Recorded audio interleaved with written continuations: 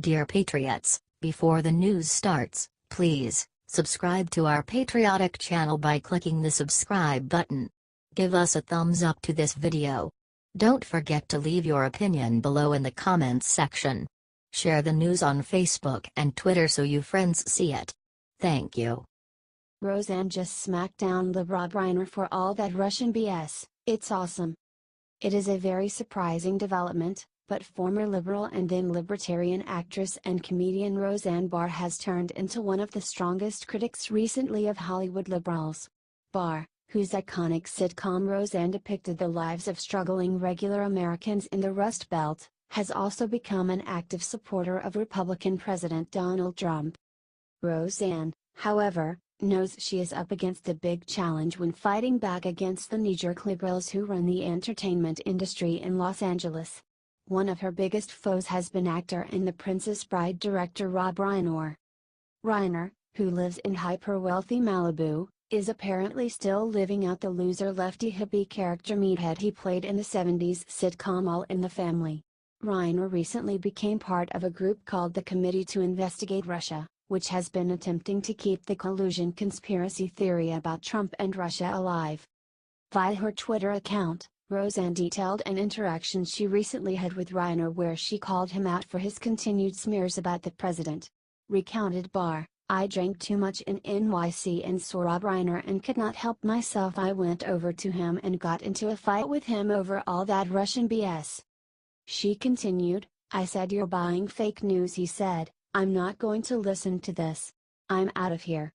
I said you should politically discuss opinions." Roseanne concluded, "Polite conversation on the way out of the restaurant was not possible, sadly. Are you glad Roseanne stuck it to liberal idiot Reiner like this?"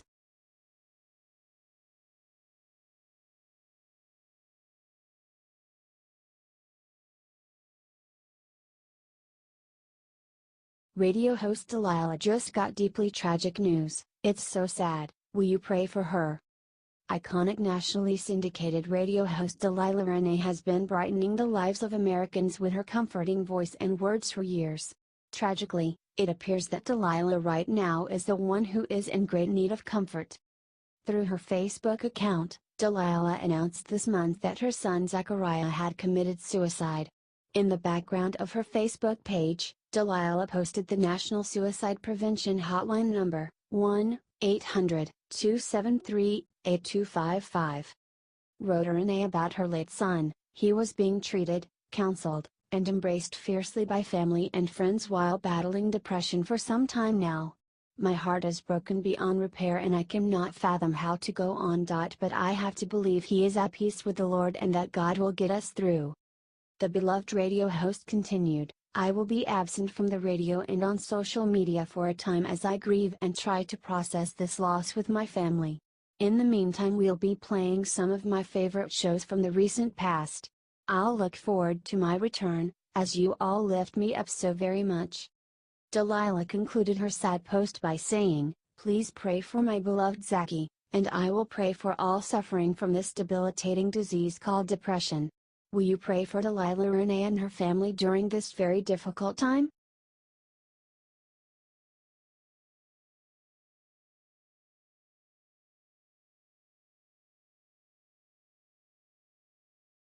Obama just got brutal news about his cushy $200,000 presidential pension. Since leaving office January this year, former Democratic President Barack Obama has been keeping busy on what appears to be a permanent vacation. He has been parasailing with billionaire Virgin founder Richard Branson, taking in the sights in Ibiza, Spain with his shopping addict wife Michelle and, of course, going golfing. Amid all this leisure, ex-President Obama has also been spending time at his new house in Washington, D.C., working with radical progressive groups training young people to be part of the so-called resistance against President Trump. All this time, nauseatingly, Barack Obama has been collecting pension paychecks courtesy of American taxpayers. Thankfully, that may change very soon. According to the Daily Caller, a new bill has been advancing through the Senate that would get American taxpayers off the hook for giving President Obama a pension that he clearly does not need. The bill was introduced by Republican Senator Joni Ernst of Iowa and, if passed, would cap pensions for former presidents at $200,000, with increases pegged directly to increases of cost of living. Better yet, if the former president earns more than $400,000 a year, for every dollar they earn over that amount, a dollar will be taken away from that $200,000 pension. In Obama's case, he is already well over the $400,000 mark due to book sales and speaking fees.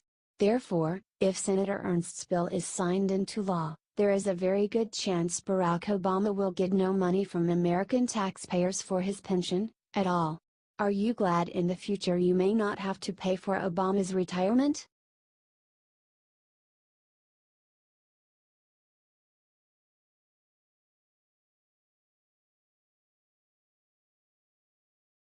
Democrats just introduced new bill into Congress to take down Donald Trump. This is bad. A new bill was introduced in the House of Representatives that is designed to target President Donald Trump. They are trying to determine if he is stable enough to stay in office. Representative Zoe Lofgren, Democrat California, introduced the bill on Friday and will call for Vice President Mike Pence and all the members of the cabinet will be remove Trump from office. This an obvious coup of the government. They are trying to use the 25th Amendment that allows the Vice President and the majority of cabinet members to remove the President from office. Does the President suffer from early-stage dementia? Lofgren asked. Has emotional disorder so impaired the President that he is unable to discharge his duties? She continued. Is the President mentally and emotionally stable? The liberal Lofgren represents California's 19th district and is not a professional psychiatrist or psychologist, according to Mercury News. These people are nuts. They should keep on pushing this 25th Amendment crap. It even trended this summer under the hashtag 25th Amendment hashtag on Twitter. If it was a physical ailment, you would be getting the advice of doctors, Lofgren told Mercury News. The same thing should be true to take a look at his stability here. Share this to make it go viral. These liberals should push to invoke the 25th Amendment. It would be the worst mistake of their lives. The amendment is really designed to deal with brain-dead presidents, like people in comas. Here is the part these idiots are missing. Let's take a look at Section 3 of the 25th Amendment. Whenever the President transmits to the President pro tempore of the Senate and the Speaker of the House of Representatives his written declaration that he is unable to discharge the powers and duties of his office, and until he transmits to them a written declaration to the contrary, such powers and duties shall be discharged by the Vice President as acting President. See that? It means that Trump could come back from this at any time if he says that he is mentally stable. The Democrats are the really unstable party right now.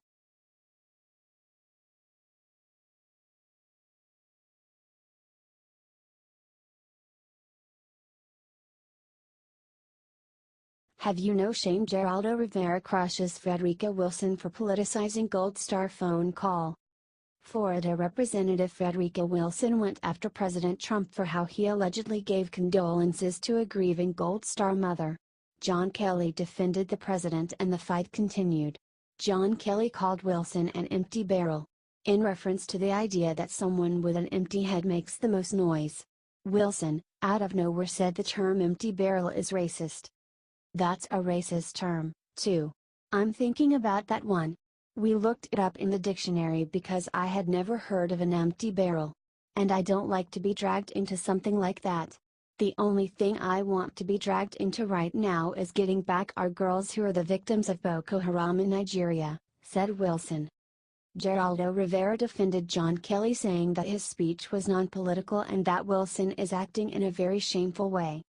That was the least political speech I have heard in years from Washington. That was the most heartfelt speech.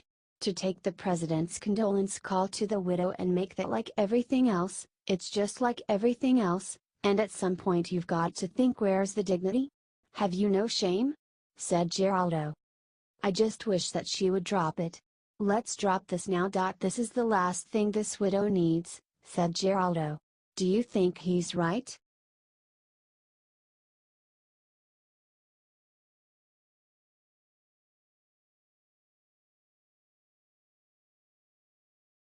Tucker Carlson exposes why attorney Lisa Bloom is the next Al Sharpton, it's horrifying. Tucker Carlson called out feminist attorney Lisa Bloom as being the next Al Sharpton in an epic rant. Celebrity lawyer Lisa Bloom sells herself as a fiery champion of the oppressed. Bloom once sued the Catholic Church over its sex abuse scandal, started Carlson. She sued the Boy Scouts because of the time they didn't admit girls.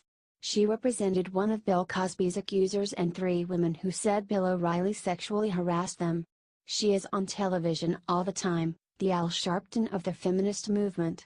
And in the case of Harvey Weinstein, Lisa Bloom took the side of the predator over the prey, likely because the price was right, said Carlson.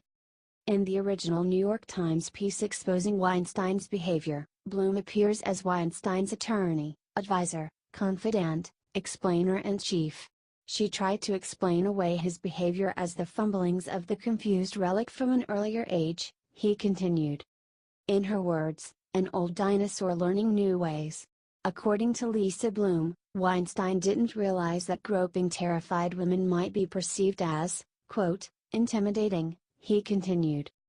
As in the case of Harvey Weinstein, Lisa Bloom was paid to provide moral cover for a man accused of predatory misdeeds against women. His career in jeopardy, he hired Lisa Bloom to explain away his problems. And because she is precisely that kind of feminist for hire, Lisa Bloom took the job, explained Carlson. Do you think she is a huge hypocrite?